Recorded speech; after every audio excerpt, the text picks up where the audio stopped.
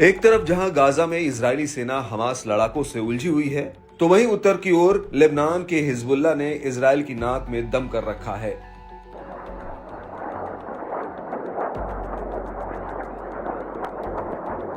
Lebanon में Israeli बलों की घुसपैठ के बावजूद हिजबुल्लाह के हमले कम होने के बजाय लगातार बढ़ रहे हैं।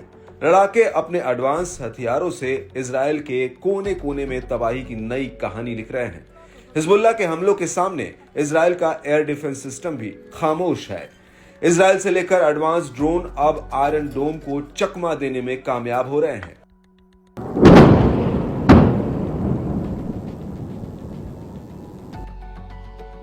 इससे हिजबुल्लाह के हमलों से इजरायल को बड़ी चोट पहुंच रही है। हिजबुल्लाह ने बीते रविवार को इजरायली बस्तियों, मिलिट्री साइटों और रणनीतिक प्रतिष्ठानों पर भीषण हमलों को अंजाम दिया। इस दौरान समूह ने कई सटीक हमले का भी दावा किया। हिजबुल्लाह ने जोर दिया कि ये अभियान गाजा के दृढ़ फिलिस्तीनी लोगों के समर्थन में और लेबनान और उसके लोगों की रक्षा के लिए थे। बताया गया कि हिजबुल्लाह ने इजरायल पर 340 से ज्यादा रॉकेट, मिसाइलों और ड्रोन से हमला किया।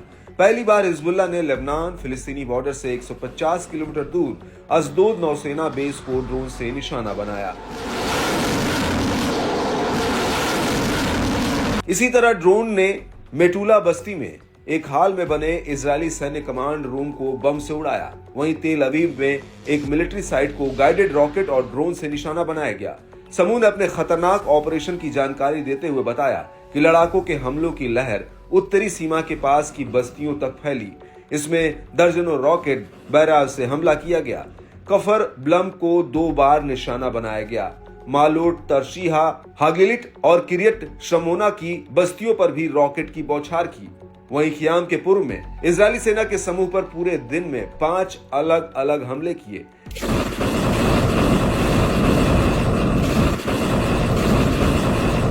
हिजबुल्लाह ने इजरायल पर अपने हमलों के पैटर्न में बड़ा बदलाव भी किया है। लड़ाके अब एक ही इलाके को अलग अलग समय पर दहलाने की ताक में रहते हैं। इससे इजरायली बलों को होने वाले नुकसान का दायरा भी लगातार बढ़ता जा रहा है। समूह ने दावा किया कि तोपखाना साइट डिशोन की बस्ती पर भी हमला किया। साथ ही केरेम बेन जिमरा, सफद और मेरोन की बस्तियों पर पूरे दिन हवाई हमलों की बौछार की गई।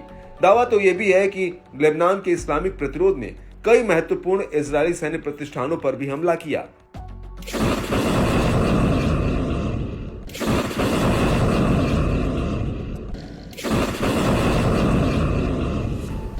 दावा है कि हिजबुल्लाह का यह हमला पिछले कई महीनों में किया गया सबसे खतरनाक हमला है। बताया गया कि कुछ रॉकेट इजरायली राजधानी तेल अवीव तक पहुंच गए थे। ताजा हमले में हताहतों की संख्या 11 पहुंच गई। वहीं कारों में आग लगने और इमारतों को भारी नुकसान की भी खबरें हैं। बता दें कि लेबनान के साथ संभावित युद्ध विराम समझौते पर बातचीत का दौर जारी है, मगर इसमें कोई खास सफलता मिलती नहीं दिख रही।